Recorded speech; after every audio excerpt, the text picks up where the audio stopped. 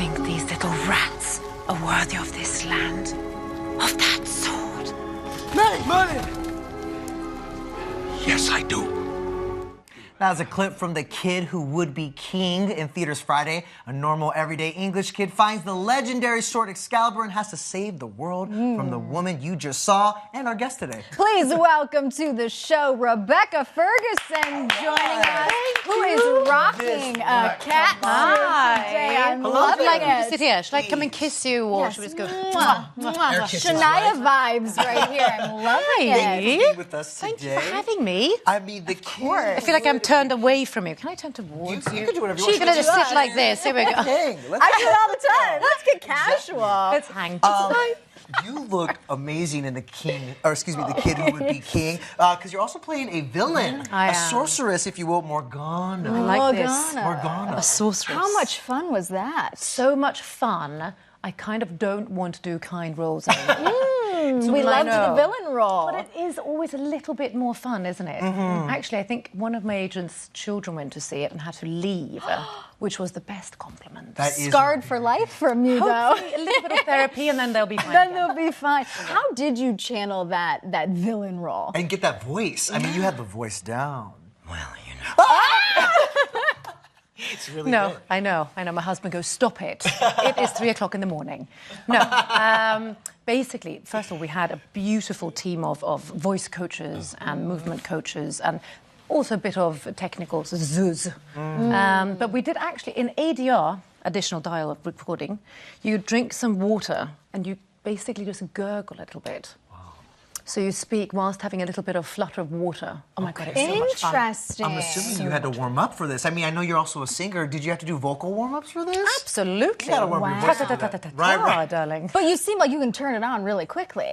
Well, I think that kind of came with birth. Okay. I came out and just went... Now, Wait, did you run that voice through with your children? I tried, but Okay. my kid kind of goes, yeah, Mum, I've heard it. Oh, Because so- it is the only voice you do.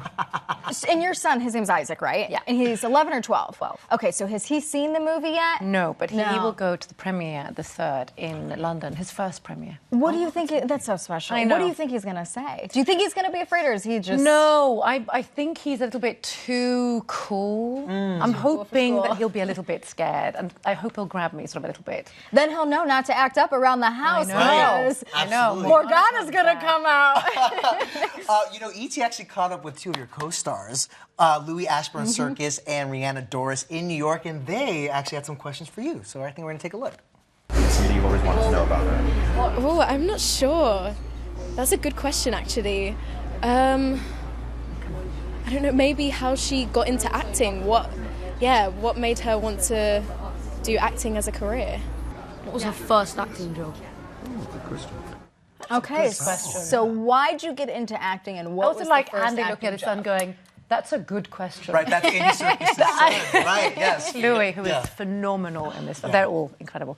Okay, the first one, Rihanna's question Why'd you was... get into acting? My mother saw this casting for a TV soap opera. Let's call a spade a spade. We call it daytime series, drama series, but soap opera. And I got the role and I started acting and I loved it. I was terrified whilst doing the casting. And then I just kind of, we call it, the hand fit the glove, basically.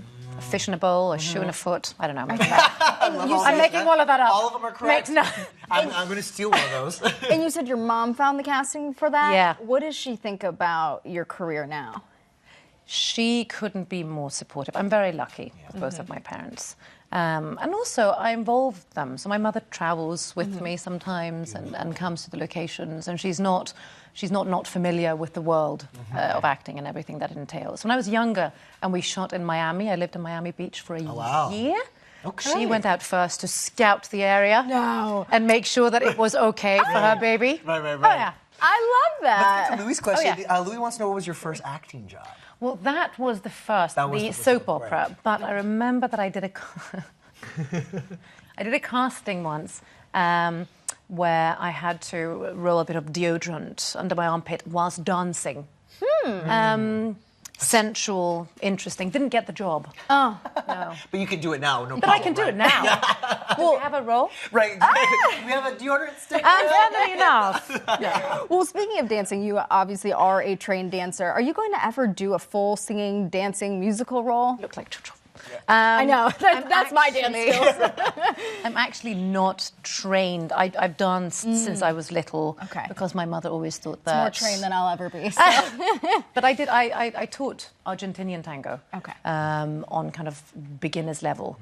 And I love it. And I have to say, I was never a fan of musicals. I always found them quite annoying. Okay. I know. It's as if we're not really allowed to not like things. I'm sorry. I know. No, it's okay. But I've changed my mind. Yeah. So I was asked to meet up with the director then for The Greatest Showman. I thought, oh, the whole vocal thing and the thing and the mouth and the singing and dancing, I can't do it. I think my fear that I couldn't do it. Right. That was it. But then you did it, and you did it beautifully. Yeah. I mean, you were love it. stunning in that film. I just want to do musicals now. See? You got to. See, look at that. But I also want to see you in another Mission Impossible film, and we've heard Tom Cruise announce that there's going to be a couple Well, as more. do I. Right, I was going to say.